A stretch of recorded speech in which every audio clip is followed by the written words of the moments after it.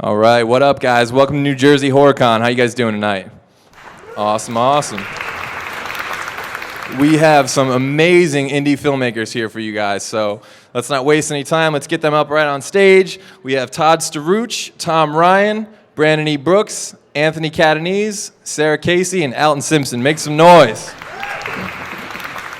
So before we get started, just give you guys a little background on everyone so you know what their work experience is like. Todd Staruch and Tom Ryan are the team behind Theater of Terror.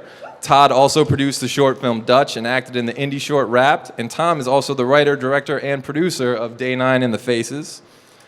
Alton Simpson is the producer, director, and editor of For the Love of Music, as well as one of the film's featured performers, the director of the stop-motion short Marvel vs. DC, and the creator of the screenplay turned comic book Vampires of New Jersey. Coming around, we have Anthony Catanese and Sara Casey, the filmmaking and editing duo behind Nightfall Pictures' High Death, D.I.Why's Sodomaniac, and the horror comedy Teenage Bloodsucking Bimbos. Nice. Last but certainly not least, Brandon E. Brooks is the writer-director of the horror thriller Sickness with Brian O'Halloran and wrestling star Katarina Lee Waters, the producer of the indie horror film The Quiet Ones with Courtney Gaines and Tony Todd, and the producer of the upcoming No Man's Ridge with Near Dark writer Eric Red. So these are some very accomplished filmmakers. So let's get right down to it. And we'll start, my questions are for everybody. So I guess we'll start with Todd and pass it down. What movies and filmmakers influenced you guys growing up? Wow. So I've been just a film buff in general since I'm about 8, but horror is my first love. So I started off with the Universal classics, you know, nice. And then a lot of British horror. So for me, you know, everybody says the typical ones, you know, Wes Craven, but I like a lot of Italian horror, Dario Argento, Lucio Fulci. Amazing. You know, and those guys. So influencers are varied, and also just a lot of indie influences. You know, I like a lot of the up and coming guys, Ty West, you know, James nice. Wan, you know, all these guys that are sort of redefining horror wow. These days. Awesome, very cool. Tom? Yeah, many of the same directors and films that influenced a lot of horror fans growing up in the 70s and 80s. Everything from The Omen to Carrie to Friday the 13th to I wasn't only impressed with those films and taken by those. I was really into a lot of Ray Harryhausen and stop motion and Clash of the Titans and Jason and the Argonauts. I loved stuff like that. I loved a lot of bizarre 70s horror. So I've gotten a lot of influences. I was always a big film fan, and not just horror, but I do love the horror genre. But I've gotten influences from everything, and yeah, I mean, I could name 100 directors that everybody else loves and films that everybody else loves. But yeah, I think I feel good that I grew up in that like kind of golden age era where you really got horror really transitioned to a place where I think it just evolved, and we got a lot of great films now that you're seeing parts 16 and 17 and remakes and reboots to that stuff. So those were my influences. Oh, sure, awesome. Alton? My influences are pretty much the same as you guys. I was born in the 60s and grew up in the 70s and 80s. So it was a combination of really freaky, scary movies and then also really ridiculous, funny movies. Like Friday the 13th Part 3 in 3D. Oh, yeah. It got very kitschy, you know, after a while, but I like both sides of it. That's the best ending of any Friday movie. Friday 3 has the most disturbing ending, easily. Great Sarah? date movie. Oh, definitely. Back in the 80s. The Netflix Guaranteed and the that whoever Netflix you're and with kill. jump in your lap, so that was good. Good But stuff. you know, I like the classics like Rosemary's Baby and Oh, yeah. Halloween, and you know, and then you know today with the way Jordan Peele's kind of mixing social commentary in with the actual film, it's a good time. Oh, it's definitely. a good time to do horror movies. Definitely. Sarah? I'm going to switch it up, actually. So I'm actually, I make horror movies and I love horror, but I'm actually a bigger fan of comedy. So things like The State, like a really big fan of The State and the timing in editing and pacing things. So comedies like that. I also like growing up, would watch a lot of Mystery Science Theater, so bad movies as Oh, yeah. well. And Oh. we definitely have a lot of homages to bad movies in our films. I swear you can learn just as much from watching bad movies as you can from watching good ones. Yes. Sure. And not Agreed. just like don't do that, but there's so much. The world needs bad movies just as much as good ones. Agreed. Something has to air on sci-fi at 3 a.m. I'm telling you. Right. That's They right. gotta know? fill that And it's slot. probably pretty like- cool. Sharktopus. Sharktopus. So yeah, specifics, I don't know. Just like generally, like those are the genres that kind of feed what I do and Well, how I do things. Anybody who's been fed by the state is Yes. the greatest sketch comedy show ever. So yeah, I'm definitely with you on that one. Anthony? I guess like starting out in film, the first movie was Star Wars, obviously. Like I was like, oh wow, movies are amazing. You know what I mean? And then kind of that. And then, but I never thought you can make Star Wars. You know what I mean? And then I saw Toxic Avenger, and I was like, holy shit, there's movies out there like this, which really got me into USA Up All Night, which really, Oh yeah. which Gilbert totally, Gottfried hosting. if you see, people are like, what are your influences? I'm like, USA Up All Night. They're like, any movie they played. And then it was really, and I was like, okay, you can still make these movies, but you still need. It was weird, and then I saw Clerks, and I was like, holy shit, I can fucking make a movie. You know what I mean? You got people talking, because my movies are really dialogue. Woody Allen's like one of my favorite directors, too, so I like a lot of dialogue-driven stuff. So once I saw that, I was like, oh, you can really make stuff like that. And the other big influence that, even now that I look up to, are like the shot-on-video guys, who just people who just fucking go out there and make a movie. They don't care if they have the money, they don't care. Like, I know a lot of people wait, like, oh, I don't have enough money to do this, I don't have enough money to do that, or the time. Like, just go out there and make it. Those guys really go out there, and you really learn a lot from them, because you can watch The Thing and be like, well, this is how they did it, The Thing, you know, and you're like, you can't do that. But you can watch a shot-on-video movie and be like, wow, how did they pull that off? You know what I mean? And like really dissect and learn from them, I think, more than watching how Stan Winston does something, you know? Especially when you're starting out, you know? Oh, yeah. And of course, Evil Dead, yeah, that was one of my biggest movies. Yeah, no, that's awesome. And Brandon? So I was instantly enthralled by the horror genre from the first time I ever saw as a child, the shower scene in Psycho. Yes. So for me, I mean, that just stuck in my imagination. I mean, as a young child, I mean, I was literally probably sneaking, watching it like behind my uncle's back or whatever. And again, it really just stuck with me, and I was able to watch the movie because I could handle it as a child. So then I just was so impressed by it that then I watched The Birds and then Vertigo, and Hitchcock became kind of the first, I think, even though I didn't become a filmmaker till my early 20s, that was the first influence that I didn't even know was, like many, many years before. And then the 78 Halloween was such an exercise on less is more, and the score and just the overall mood of it, just that again enticed me. And that when I write and when I even think of shot selections, I always think of like what would Carpenter do or what would Hitchcock do in some of those amazing shots throughout a lot of his films. Those are good golden rules to stick to for sure. So Tony touched on this a little bit, but was there for each of you a particular like straw that broke the camel's back and made each of you say like, I'm gonna make a movie? Was there a movie that you saw or just something that happened in your life or anything that made you go from thinking about it and talking about it to now I'm doing it? Like, and if you could, each touch on that briefly. Todd?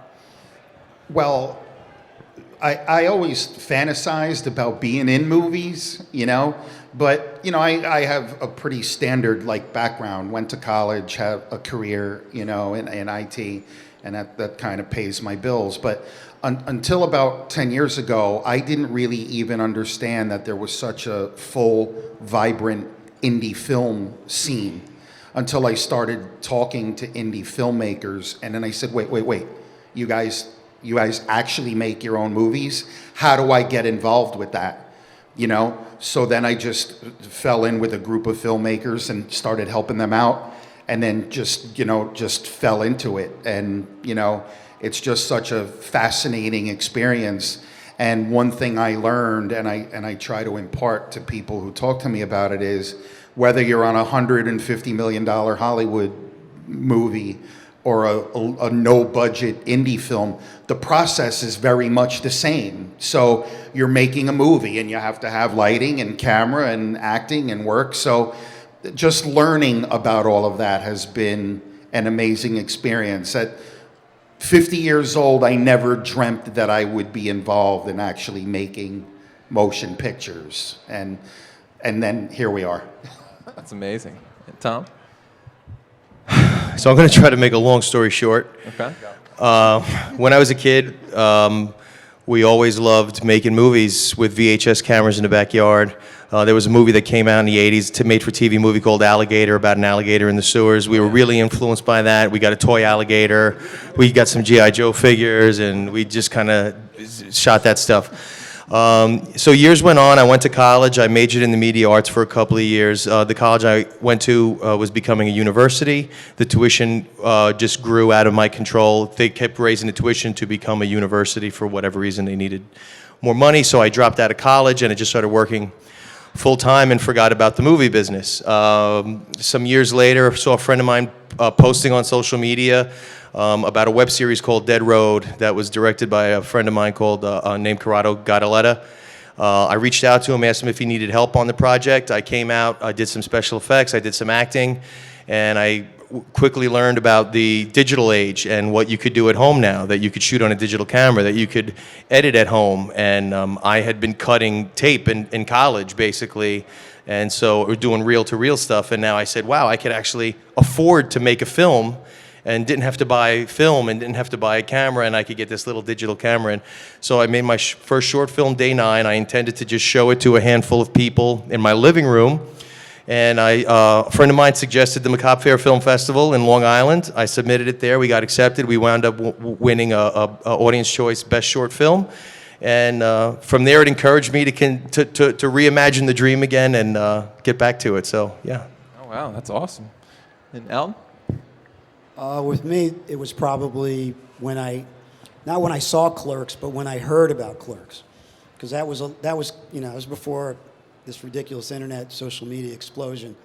So a lot of things were word of mouth, and some guy in Jersey was shooting a film on his parents' credit cards, and he was just almost running out of money, and he's shooting with his friends, and he's shooting in some 7-Eleven or some Wawa somewhere. And then, he took it to Sundance and got a deal, and the rest is history. Man, The funniest thing is, I know Kevin's shooting Jay and Silent Bob right now, and I'm on his page like a bazillion other people. But I made a point of thanking him a couple of weeks ago because my comic, which is a script that I turned into a comic with a Marvel artist, it sold out in his Jay and Silent Bob's comic book store up in Red Bank. Oh, wow, that's awesome. Right. But Kevin's so cool. He really wants independent, whatever you do, to be able to get your stuff out there. So I approached the guys, and they were like, oh, man, we want to put your comic in. What else do you do? And, then I contacted them a couple weeks ago, and they were like, oh, dude, it's sold out. We need more. Ship some more. So awesome. Back to film. The idea that you could do it yourself. You never feel that from big Hollywood productions. But Todd was right. The actual process has to start pretty much the same. Yeah. In your mind and in your heart, and then on paper. Yeah. Because I'm old school, writing with pen and paper. Absolutely. Because one day all this shit's going to break down, and you're going to have to actually all that Walking Dead stuff and all that apocalyptic stuff you see. Y2K20, folks, watch out. This is the year. When it hits, that pen and paper is going to come in handy. So. Good stuff. Sarah? I actually second that on the Kevin Smith thing. That would be a third, yeah. Being able to see a guy, like a regular guy from Jersey, just make it happen and blow up like that, it makes it attainable to folks like us. Yeah. He films not to cut in, but he films Flash episodes, and I don't even know about it. You look around, it's like the guy's working. Yeah. And then since he had that scare last year, now it's really, something is his life. Yeah. It's very inspiring. Oh, definitely. Yeah, it definitely makes us appreciate all his work a lot more. I'd also like to second, too, it might have started when I was a toddler. My uncle put on Alligator, thinking that he'd scare the crap out of me, and I ended up laughing hysterically. And I guess ever since then, I've been making wacky horror movies ever since. Very cool. And then, Tony, anything other than Clerks? That whole school, El Mariachi. Oh, yeah. Robert Rodriguez, Sam Raimi again. Those guys really, and John Waters, people, and Ed Wood too, surprisingly, was whenever I learned about all these people and just what they did, the first time I actually said I want to make movies was after I saw Ed Wood. Really? I was like, this is what I want to do. You mean the movie Ed Wood, right? The movie Ed Wood. Yeah. I'm not gonna lie, I didn't know about Ed Wood before Right. the movie, and I was like, holy shit, this is what I want. This is so cool. You get your friends together, you run around, you make movies, and any movie set. I quote Ed Wood about 1,000 times. The movie, yeah. It's not about the little details. It's about the big picture. Every movie. That's the movie. I don't know why. I just saw it. I was like, holy shit, this is it. You know, a movie about a cross-dressing alcoholic who never made it in life inspired me. So Soldier. Soldier, yeah. He wasn't worried about dying. He was just worried about getting captured and finding out he had women's panties on under his uniform. This is the one they're going to remember us This by. is the one they're going to remember What's us wrong for. with having on women's panties? Well, this was, but that, anybody who goes out and does it themselves, kind of. Brandon? Yeah, I actually moved into the filmmaking a little bit different. I started as an actor, and I was just trying to do that. Like, again, we all think sometimes that we want to see ourselves do some of the things we grew up watching, whether action or horror or whatever. And I did that for quite a few years, but I got frustrated with the market, and there wasn't as many opportunities. I was getting sent out for things that really weren't interesting to me. Like, oh, go be in that like rap video or something like that. And I was like, no, I want to blow up stuff, or I want to kill somebody, or like be in the type of stuff that I like we talked about last Boy Scout.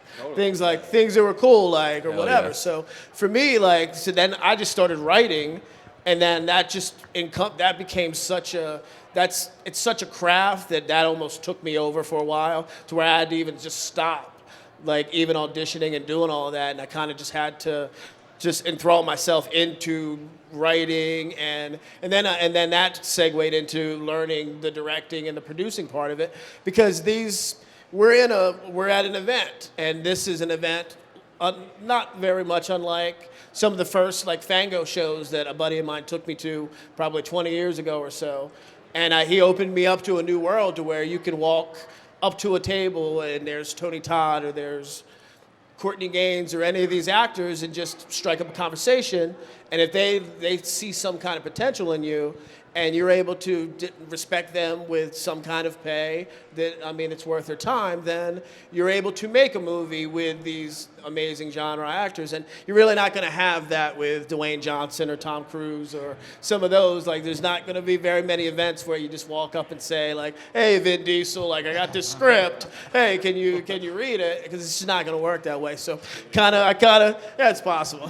It's possible, but yeah, like, so again, it's these events really opened the door, because it made it possible to not just, I started out small, but then I turned it into kind of, let's keep up in the ante a little bit and grab this cool. And I also would think outside the box and like try to grab like genre actors that I thought were cool. Like, we cast in one of my films I produced, this actor named Bill Allen, who was in a movie called Rad that I grew up in the 80s. Oh, man. And I was just a big Crew Jones fan, as was my business partner, and just having him on set, and having those stories, and like, even though the film had nothing to do with BMX racing or anything like that, that was cool to us. Even though a lot of people around us probably were like, why are these guys geeking out? But for me, that was Crew freaking Jones. So. Oh, hell yes. I could talk for hours and hours just about the soundtrack alone. John Farnham is Absolutely. an unsung hero. Thunder in your heart. Oh, man, get ready to break the ice. So, although you guys have all worked with some like very accomplished, very talented actors, I'm guessing that starting out, you all had to do what everyone does and rope your friends in and get in my movies and stuff. So, what was any secrets you guys picked up to getting great performances from like first-time actors? Whoever, Todd or whoever wants to jump in. Yeah, Alton? Well, if they're going to screw up the script anyway, which they usually do because they're not actors. Right, yeah. You know. If you asked me to build a birdhouse, I'd screw it up. I'm That's not a what I carpenter. mean. Yeah. Let them present your line the way they would say it. So if I'm doing takes and takes and takes with somebody and they're saying, they're always saying it wrong, I say, well, how would you say it? So it's comfortable, because what you want is that natural thing to come through, straight through, like I'm talking to you guys now, like I know you. You want that to come through. So, your words, if you wrote the script, you love those words and they're brilliant and you're Shakespeare. But you got to be realistic in the indie world. Unless you have, somebody famous who does it on a regular basis, you're not going to get that type of response. But you can get a great performance out of a a regular person is an actor if their personality comes through. Wow, very well put. Anybody else want to weigh in on that one? If I know I'm going to be using friends, I'll either write it for them because I know how well they can act. I'm like, I know he can't do this. Or, I'll base it towards somebody. Or I'll let them read the script and say, which of these characters speaks to you? And then they'll say, I like this one. I'll be like, okay. Because they're going to come off more natural because they probably feel like Some connection. some connection to it. The other thing I can tell you is just don't, like with reactions and things, just don't tell them what they're going to act in. A lot of times, even to this day, I call people, like, you want to be in a movie? Yeah, okay, be here in 10 minutes. They're like, okay, I don't know, just come here. And then next thing you know, we're like beating them up and throwing blood on them. Like, I don't even know what I'm doing. Sometimes they come and they have like beautiful girls crawling all over them. But it's like you get like a natural reaction out of them so that, yeah, it comes off natural. Very cool. Very cool. Yeah, for me, I had the luxury of being in acting class at West Barron in Atlantic City. So I was in class with some really talented people who were learning the craft. So for me, like when I started writing around that time, I already had in mind, like, okay, she's amazing, he's got some potential. And so it was a little easier for me to kind of write some parts in my first couple scripts that fit some of the talent in the class. Oh, wow. Very cool.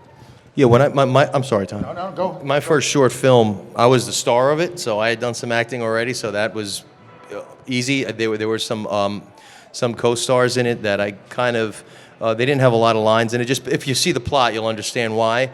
But so to them, I kind of kept the characters within their range, knowing who was going to play what. But in my first feature film, I used people that I had met at a film festival. Some were cosplayers and stuff, but so I basically kind of wrote the characters to their strengths, and when directing, I kind of just pick up on the actors' tendencies and kind of see where they have confidence and where they don't, and we'll work around that in a way. We are true to the dialogue, but I always try to pay attention to how an actor will express themselves in that dialogue and whether or not I think it's coming across as believable. And if it's not, we'll let it evolve into a way where they're selling me on the part. So that's how I'll try to work with somebody that might not be a seasoned actor. Right on. Very well put.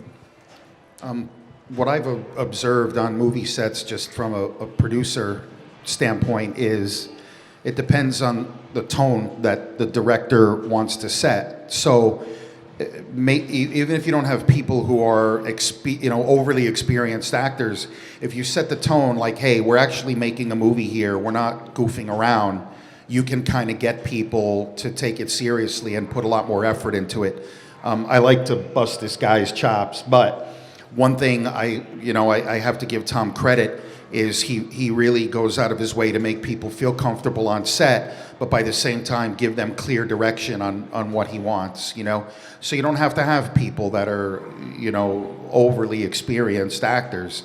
Now, don't get me wrong, if you just want to make a silly movie in your backyard with your friends, there's nothing wrong with that, and you can have a great time doing that and make a pretty cool movie. But if you're looking to make a serious film, you have to set that tone on set, and then you will find that people will start to take it seriously, and you can get more out of them than you probably imagine you could. It's an amazing craft to bend people's wills like that.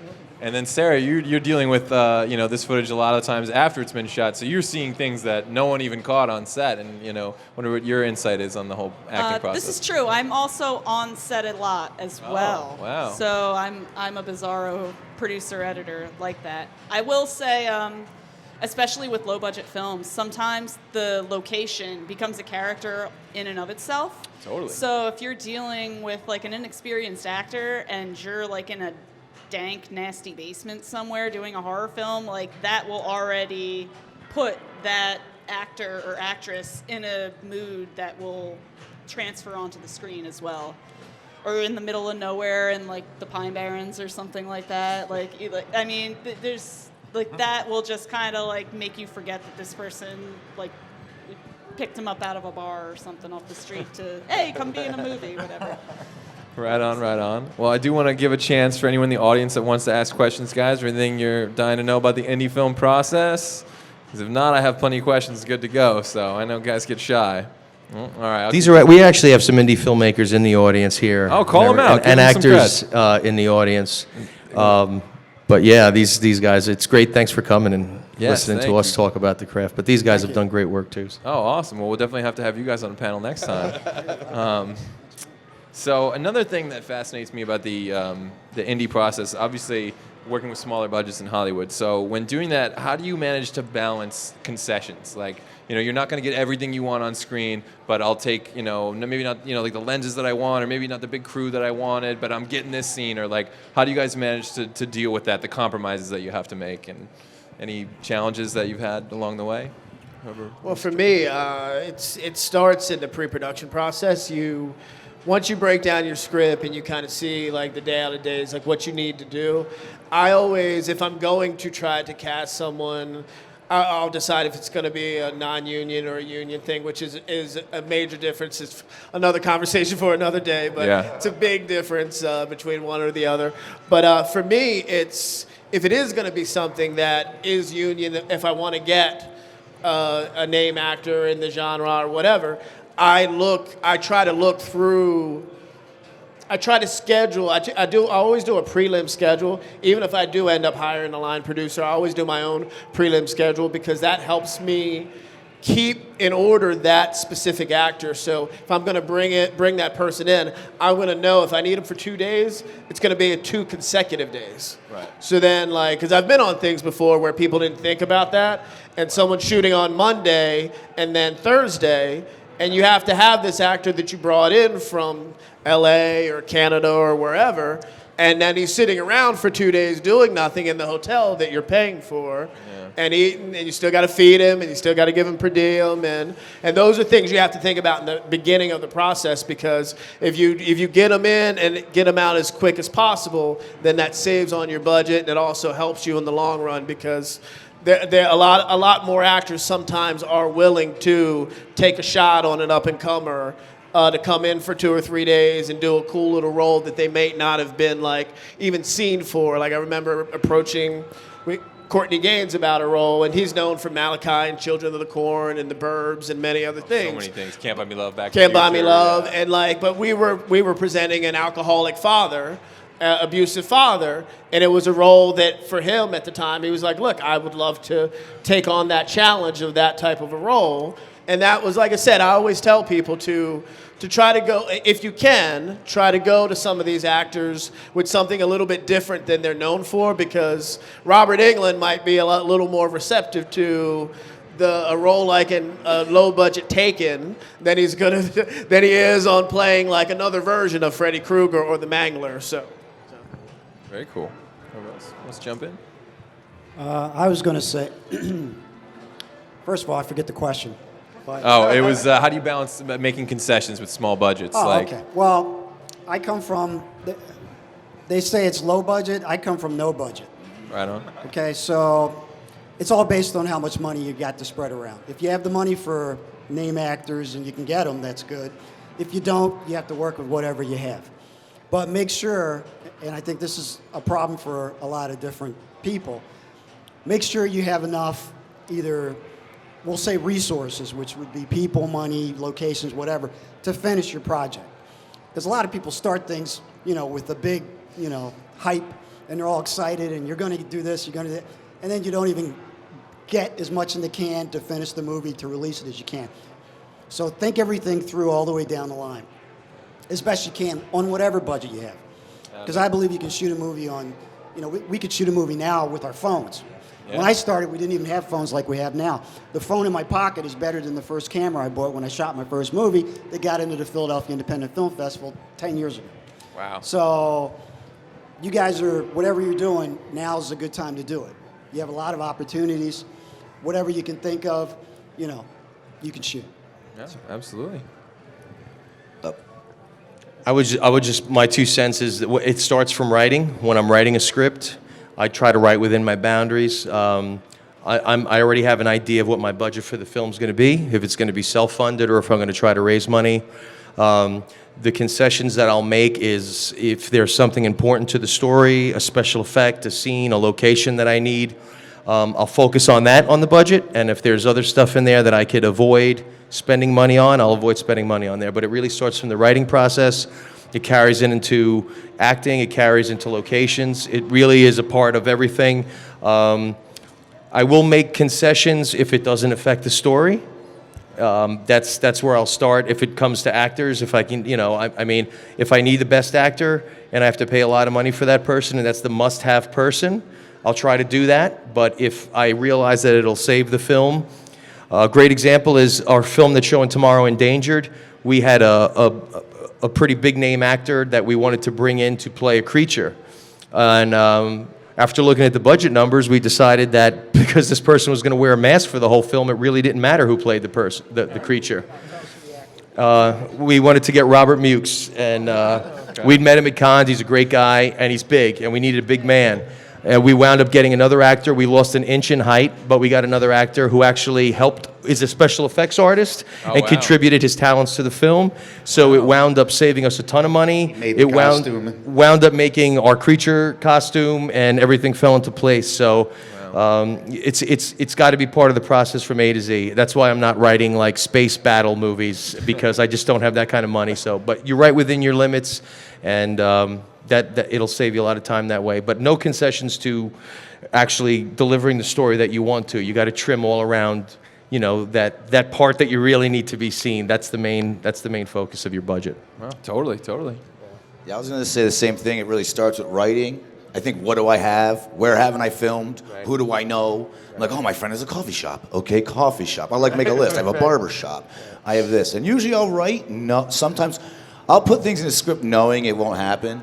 Just like, this won't happen, fuck it. But I want to put it in there. And like, I'll give her the script, and I'm like, yo, what'd you think? She's like, you motherfucker.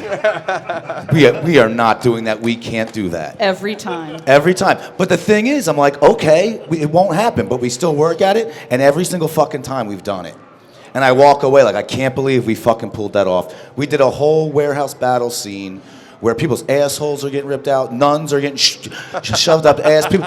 And we had 4 crews going. It was fucking crazy. And I just stopped and said, this was the biggest thing I said is not going to happen. And it happened. And I think when sometimes if you have things, like he said, he got the actor, but liked the movie so much, he was like, man, I'll make the costume. I'll do this. I'll do that. We had an actor who was like, loved everything. He's like, dude, I got biker friends. I got a guy who has a warehouse. I have this. I have that. So as much as it is think about it, at the same time, you never fucking know, especially you never know who you're going to meet. I just want to say something real quick to piggyback kind of what Todd said from the last question is that you'll be surprised what people will do, and if they believe in you and they believe in the vision that you put forth, because I've seen it I've had 3 crews like I said at the same time when you had a location for one night and we had like tons of shots, and we're like, okay, you're gonna direct this scene, you're gonna second unit this one, and you just make things happen. When people feel involved and you're giving people more credit, you're giving them more responsibility, you really see some talent that steps up and really kind of gets really, and again, it's happened even on a financial level, it's happened. There's movies that I probably shouldn't even have started, but we were like, look, we have enough to get this off the ground. Let's just believe that we can do this. And then people see that and they kind of feel the vibe of kind of like, okay, these guys are for real. They're not just making a little YouTube video. And then people, all of a sudden, like some magical things have happened. Like it's tough, but I do believe in the power of like people, if you get around the right people that are talented, I think sometimes you'll be surprised who people will step up and really back you up, like Tony said. Anyone else want to weigh in? I can't really add anything. That these guys all said it really well, but I'll just echo really what they said. It's planning. We on our film, we had endless production meetings, and there were times where I'm like, Tom, if you call another fucking meeting, I'm gonna beat the hell out of you. But it really all was worth it because we planned everything out to the dollar. And we had very little overruns, It's bound to happen, but a lot of people get themselves into a corner and don't know how to get out of it. And then, like you said, the word concession, I've watched too many filmmakers refuse to concede anything. Yeah. And then for me, just as an indie, being involved, even just as a fan, I hate seeing a project never get completed because a director refused to make any concessions. And now you've had actors and production assistants and a lot of people put in time and effort on a project that never sees the light of day. And I don't think that that's fair to them. Yeah. You know, so I watch Tom, you know, figure things out, negotiate, you know. This guy makes deals that, like, I don't know how he did it, like, for locations and stuff, where I'm like, wait, what did you have to do to get that? Because, or maybe I don't want to know. You don't want to know. Yeah, I'm sure. But yeah, you have to be willing to make concessions. Like Tom said, like, we knew what our limitations were. You know, we didn't have $100 million to make a movie. So we just had to figure out where we could cut and where we could get very creative. Right on. Sarah? Oh, I have a contribution. Because I see it on both sides of it. I can see concessions having to be made on the production side and the post side. And I find, honestly, that the best advice I can give, and it's really hard for an artist to hear this, especially a screenwriter or a director, is like, your script is not Bible. Like, you need to be able to kind of, I know, I'm sorry. Spoken like a true editor. You know, there's a script of Peter Guber saying the same thing about the '89 Batman. If you can go into a project with that mindset, then sometimes the best things are born from it. Like, I can't. We've made concessions in probably every single thing we've done, and big ones. And everyone does. And to be quite honest, like, those big ones end up making it a better film than was in the script. Every time. I don't know if it's just like serendipity. I don't know what it is, but every time, like, somebody else will come up with an idea on set, or we'll just have to work with what we have. Yeah.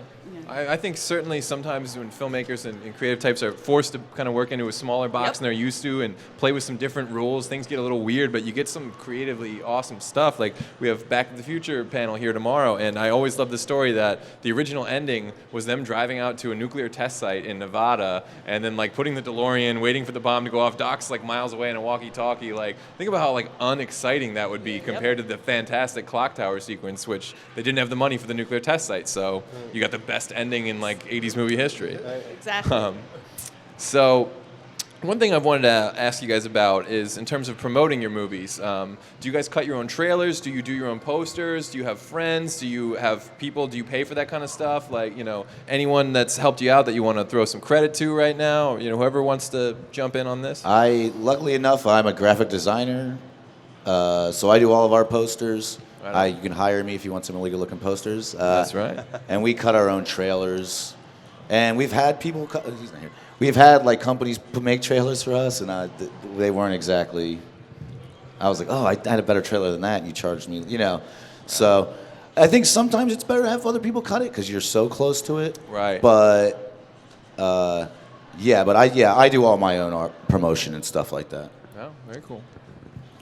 When we first started, we actually hired an amazing artist. His name's David Wilkinson. He's a South Jersey guy, and he delivered us like five different options that all were amazing, and we picked the best one we felt at the time, and we were going to negotiate with the distribution company to utilize that artwork once we got the deal. But you find out when you're dealing with distribution companies that they're going to a lot of times, like, want to do their own just for the purpose of not having to take on any royalties from artwork you may have gotten someone else to do. And the same with trailers. Like, that's we'll cut trailers or whatever, but again, a lot of times, like, if you do read up on indie films, the rule of thumb to many is that you shouldn't do it because you are, like you said, a little close to it. And sometimes you kind of see when you watch some of them that it is a little too long, or sometimes it shows a bit too much, or sometimes it's a bit amateurish to what the marketing strategy of a distribution company would want. But then sometimes, like Tony said, you cut something that's really badass, and then they deliver a poster or a trailer that's lackluster, but then again, you're kind of at the mercy of the man in this case, because if they're going to put your movie out wherever they're going to, then you kind of have to just deal with the good with the bad. Let's see where to start. For me personally, when I started with film, I was a producer. And then you go look for a writer. And then you meet 100 different people who don't get what you want to do. So what I would recommend to people that are doing films, independent-wise, is learn every aspect it takes to make the movie.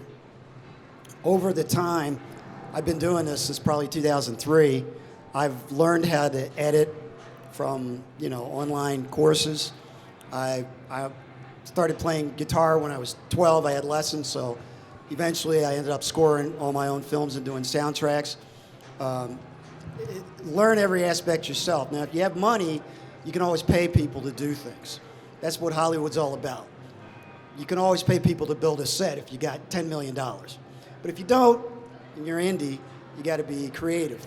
But so you know how to finish a project personally, that gives you a sense of confidence. I pitched Columbia Pictures on my Vampire of New Jersey last year, and the one thing I was able to say to them was, you'll talk to a lot of people who write, or they film, or they do this, or they do that. I'm one of the few people that can write it, film it, hire a crew, edit it, score it, release it, have gotten it into a film festival, and has film streaming on Amazon Prime right now. And I taught myself how to encode my own films to get it on Amazon Prime. So you can depend on distributors and other people to try and interpret your work, but the greats that we all like Kubrick, and we'll throw in Tarantino and Kevin Smith, they put their heart and soul into that film, and they took it as far as they could take it. But the way things are today for you guys, like it wasn't even 10 years ago, you can do a lot to control the image of what you're doing. So you get 100% of your vision out there, which is nice. Now, if somebody offers me $10 million to change my vision, I'll certainly take the money. I'm not a sucker. But in lieu of that, like even posters, I was using somebody for posters at the beginning, but I started shooting my own. I shot a documentary over in England, and I just got an idea for a vision while we were shooting the music documentary in the location of, they were moving cables around, and I had a vision of Atlas carrying the weight of the world, because these were all independent musicians who have day jobs, and they write their music, and they play clubs at night. So I filmed it right on this, took a picture right on the spot, and then I worked on creating the actual image. Oh wow, that's so cool. So, but you get the inspiration like that when you're working. So, Awesome. just know how to do everything all the way through. It'll help you, because even when you're paying other people, you want them to do a good job, and you want them to do what you want them to do, right? So, Gotta be ready to wear every hat. So Tom here does all of our graphic design for Theater of Terror and cuts the trailers and everything, but you said the word promotion, and for me, I think promoting your film is almost a bigger challenge than actually making the film, right? Because making the film, you kind of know the process.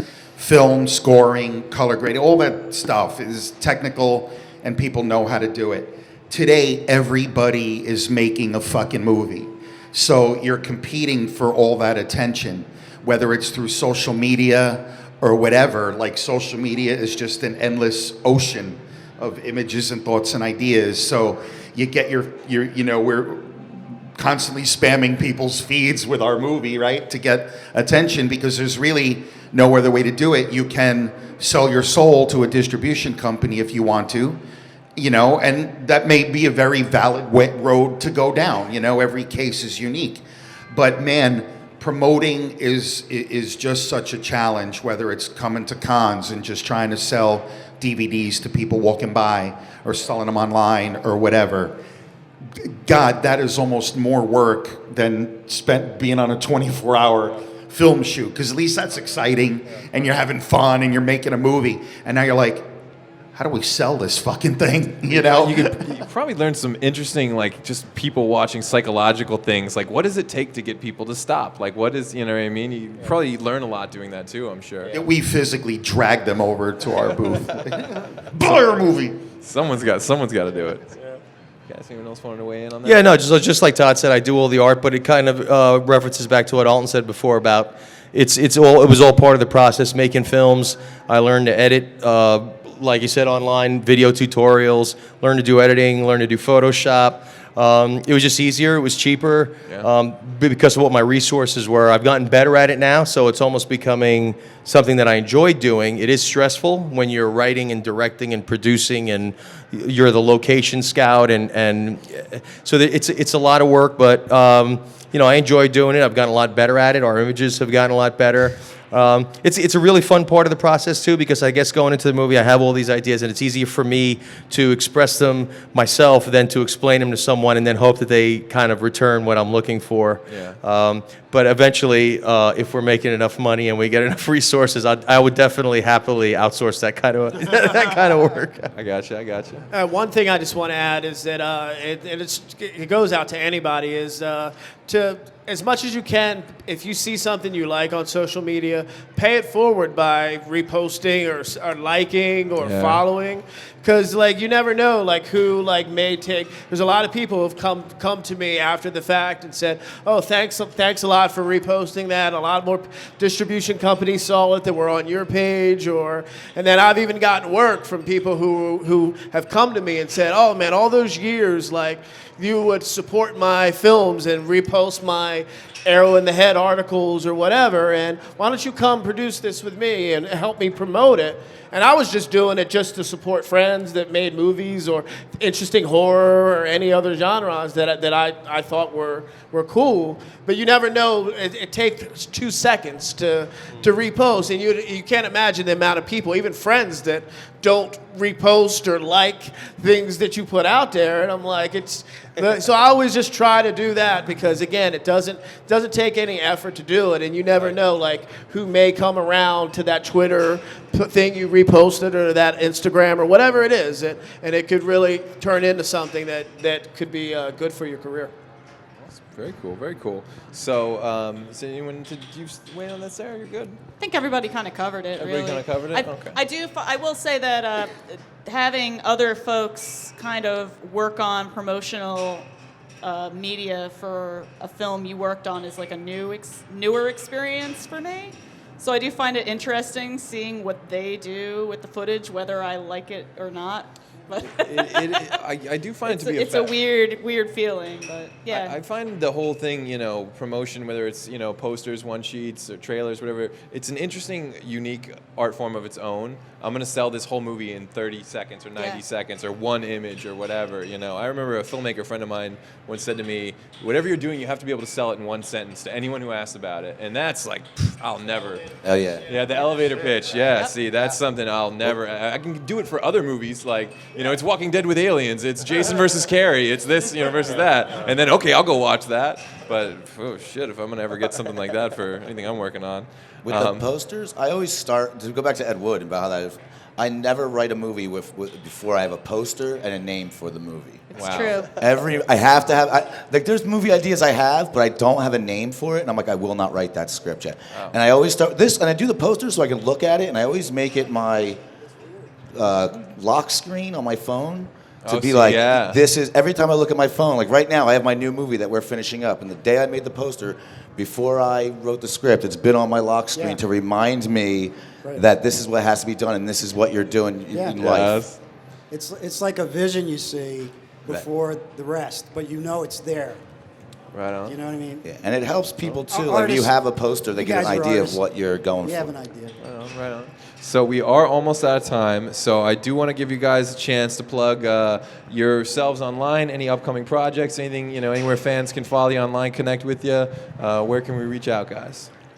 I'm not that hard to find. I'm a social media whore. I think everybody knows that. But you can find me under my real name, Todd Staruch, on Instagram, or The Horror Nerd. And you can go to my website, horrornerd.net. Like I said, I'm really not that hard to find. And I'm very interactive online. I love talking about movies and stuff and projects that I'm working on. So feel free to reach out to me.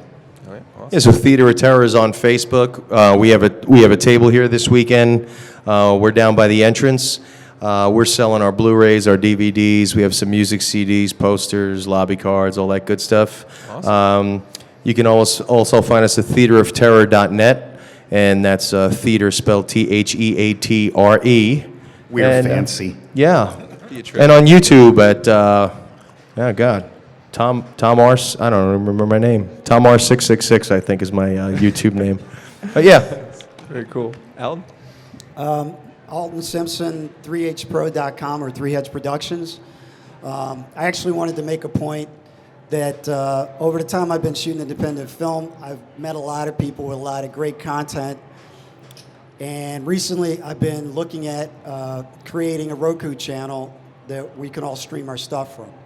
That's a great So idea. I wanted to make Cool. I wanted to make that announcement Awesome, today. yeah. Wow, very because cool. you create something, you love it, and then you put it online. Like I have my movies on Amazon Prime, and I've gotten over 20,000 streams, but I don't have any money to market, and my friends are tired of me telling them to watch it. Yeah.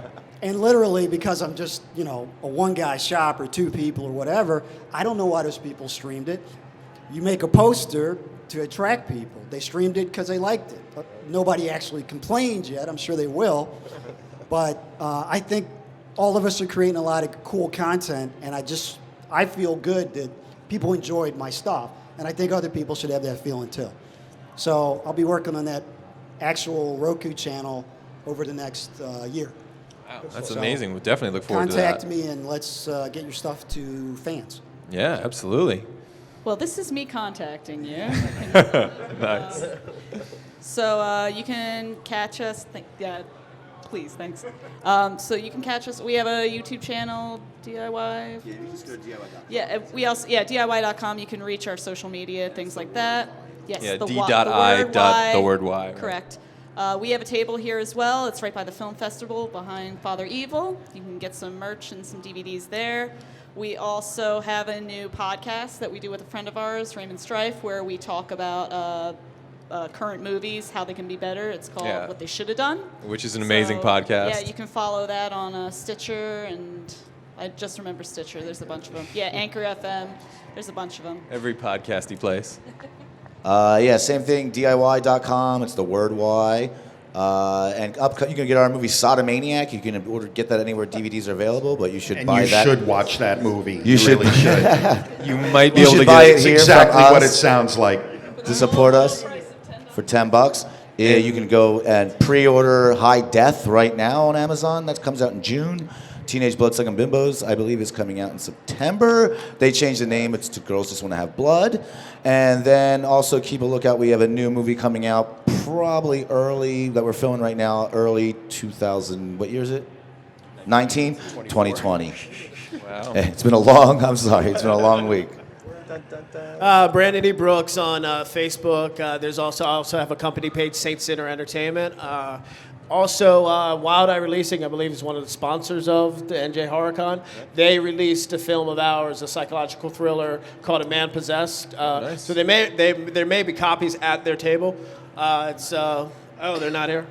Okay, then there won't be copies at their table. Okay, but yeah, it's on Amazon, it's on it's Walmart, FYE, it's out there. So that was directed by Mel J. Figueroa. I produced it, and also the Sickness film that was mentioned earlier with Brian O'Halloran and Katarina Lee Waters. That'll be out. Hopefully, the plan is around Halloween time. Awesome.